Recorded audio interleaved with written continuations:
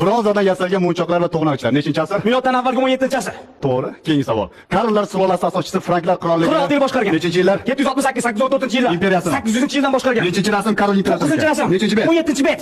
To'g'ri. Keyingi savol. O'zbekiston tarixidan senga hozir Xiyoxonligi, Buxoro amaliga, Qo'qonxonligi. to'rtta savolda o'qib olay. O'xshab shahrimiz oldi. Keyingi savol. 1968-yil 27-aprel. To'xta, savolda o'qib olay. 8 O'zbekiston tarixidan. Mayli. Birinchi betini 9-qatorda nima deb yozilgan? Dastlab ular baxtni bo'ysundirish yo'llarini izladilar. Nuqta. Ma'lumki, virgul. Undan keyin 10-qatorga o'tadi. To'g'ri javob. Qayerdan bilasan, o'roz qilib? Hey, bunda Isfarizdan topshiraman deb o'qigandan beri uxlamayapman. Baqirma menga. Chingizxon o'g'li Jo'jiga shunaqa degan. Bas qil. Hammurabi qonunlari. Qo'y. Chingizxon, Konstantinopol jangi, Nepal Balabak. Tinchlan. Oxirgi savolim. Tarixda otasi kim? Gerodot. Onasi-chi?